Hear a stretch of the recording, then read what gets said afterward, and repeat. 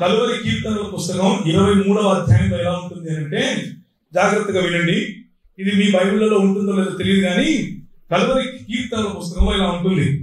Dash నా కాపరి, నాకు ఏమీ తెలియదు, పచ్చనొట్ల కోసం ఆయన నన్ను పీడిస్తుంటాడు, శాంతికరమైన శాపములతో నన్ను హింసిస్తూ ఉంటాడు, నా ధనములకు ఆయన కనిపెట్టుకో ఉంటాడు, నా దశమ భాగమును బట్టి నూనె బాటిళ్లతో నన్ను వంచుతూ ఉంటాడు, కాజేసిన భూముల్లో ఆయన నివసించును కనుక ఏ అపాయానికి భయపడు, బౌన్సర్లు ఆయనకు తోడైంది, నీ క్రెడిట్ కార్డులు పేటిఎం ఆయన ఆదరించు, స్మార్ట్ ఫోన్ లో సెల్ఫీల ఎదుట ఆయన నాకు భోజనము సిద్ధపరచు,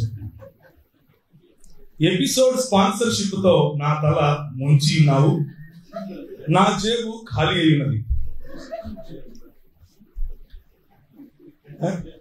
ఏంటి చాలా మంది కనెక్ట్ అవుతున్నారు. నేను బ్రతుకు దినములన్నీ డాష్ శాపములే నా వెంట వచ్చిన, అయినా సరే చిరకాలము డాష్ టెంపుల్లో కుకట్పల్లిలోనే నివాసం చేయాలి. ఇది ఈ రోజు మనకున్నటువంటి కలువరి కీర్తనల గ్రంథంలో 23వ అధ్యాయం. అయితే దీనికి ఒక దాన్ని ఏమంటారు, వ్యాపార ప్రకటన కూడా ఉంది, లేదా వాణిజ్య ప్రకటన. ఈ కలువరి కీర్తనల ఈ అధ్యాయము MP3 రూపంలో కూడా మీకు లభిస్తుంది. దీని వేళ కేవలం ₹5. అయితే ఈ ₹5 ఉన్నటువంటి MP3 మీరు ₹9,999 ఉన్న స్మార్ట్ ఫోన్ లో మాత్రమే దైవజనుడు చేతుల నుంచి ప్రార్థించి ఇస్తాడు. అది మీరు కొనుక్కోగలరు.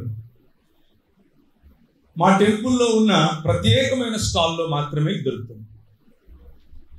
ఇంకొక బంపర్ ఆఫర్ మీకు ఏంటి అని అంటే,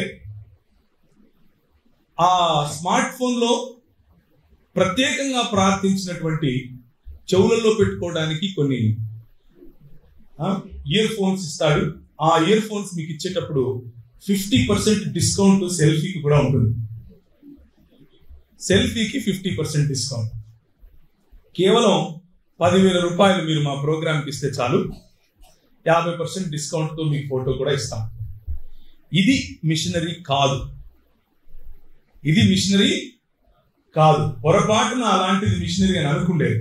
మిషనరీ అంటే దేవుని రాజ్యమును స్థాపించడానికి, దేవుని యొక్క చిత్తమును తెలుసుకుని పనిచేయటానికి వచ్చినటువంటి వ్యక్తి, తన జీవితాన్ని పానార్పణముగా పోసే వ్యక్తి, అవతలి వారి జీవితాలను పిండుకొని తీసే వ్యక్తి కాదు.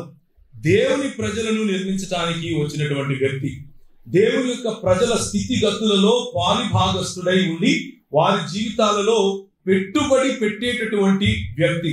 ఆ పెట్టుబడి వాక్య రూపంలోను, సమయ రూపంలోను, కౌన్సిలింగ్ రూపంలోను, వారితో కలిసి జీవించే విధానంలోనూ కనిపిస్తుంది.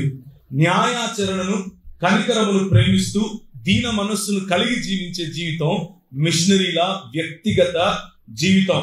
నీతి, సమాధానము, పరిశుద్ధాత్మనందలి ఆనందం అన్నది మిషనరీల వ్యక్తిగత పరిచర్యలో ప్రధానంగా కేంద్రమై కనిపిస్తుంది. అటువంటి పరిచర్య ఉన్న వారిని మనము మిషనరీలు అని పిలుస్తాం.